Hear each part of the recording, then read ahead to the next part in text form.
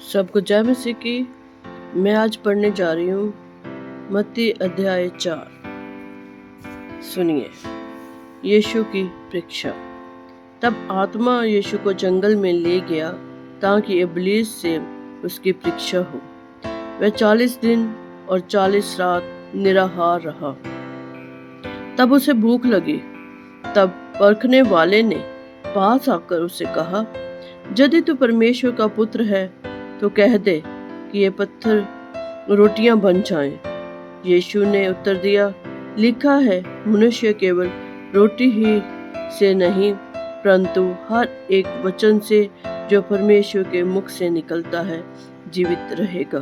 तब इब्लीस उसे पितर नगर में ले गया और मंदिर के कंगूरे पर खड़ा किया और उससे कहा, यदि तू परमेश्वर का पुत्र है तो अपने आप को नीचे गिरा दे, क्योंकि लिखा है, वह तेरे विषय में स्वर्गदूतों को आज्ञा देगा और वह तुझे हाथों हाथ उठा लेंगे, कहीं ऐसा ना हो कि तेरे पांवों में पत्थर से ठेस लगे। यीशु ने उससे कहा, ये भी लिखा है, तो प्रभु अपने परमेश्वर की परीक्षा ना कर। और इब्लीस उसे एक बहुत ऊंचे पहाड़ पर ले गया और बहुत सारे जगत के राज्य और उसका वैभव दिखाकर उसे कहा, यदि तू गिरकर मुझे प्रणाम करे तो मैं ये सब कुछ तुझे दे दूंगा। तब यीशु ने उसे कहा, हे शैतान, दूर हो जा, क्योंकि लिखा है, तू प्रभु अपने परमेश्वर को प्रणाम कर और केवल उसी की उपासना कर। तब शैतान उसके पास से चला गया और देखो, स्वर्गदूत आकर उसकी सेवा करने लगे। यीशु की सेवा कार्य का आरंभ।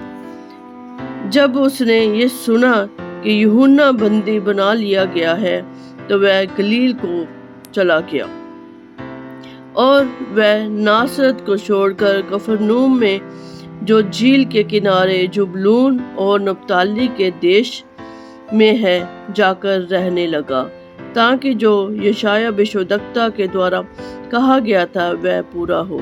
जुबलून और नप्ताली के देश झील के मार्ग से जर्दन के पार अन्य जातियों का गलील।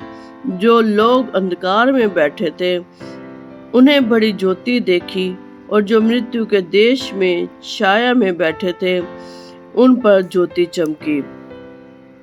उस समय से यीशु ने प्रचार करना और ये कहना आरंभ किया, मन फिराओ, क्योंकि स्वर्ग का राज्य निकट आया है। प्रथम चेलों का बुलाया जाना। गलील की झील के किनारे फिरते हुए उसने दो भाइयों अर्थात शमौन जो पतरस कहलाता है और उसके भाई अंद्रयास को झील में जाल डालते देखा, क्योंकि वे मछुए थे। यीशु ने उनसे कहा, मेरे पीछे चले आओ तो मैं तुमको मनुष्यों का पकड़ने वाला बनाऊंगा। वे तुरंत जालों को छोड़कर उसके पीछे हो लिए। वहां से आगे बढ़कर यीशु ने और दो भाइयों अर्थात जब्दी के पुत्र याकूब और उसके भाई यूहन्ना को देखा। वे अपने पिता जब्दी के साथ नाव पर अपने जालों को सुधार रहे थे। उसने उन्हें भी बुलाया। वे तुरंत नाव और अपने पिता को छोड़कर उसके पीछे हो लिए। यीशु सारे गलील में फिरता हुआ उनके आराधनालयों में उपदेश करता और राज्य का सुसमाचार प्रचार करता और लोगों की हर प्रकार की बीमारी और दुर्लभता को दूर करता रहा, और सारे सीरिया देश में उसका यश फैल गया।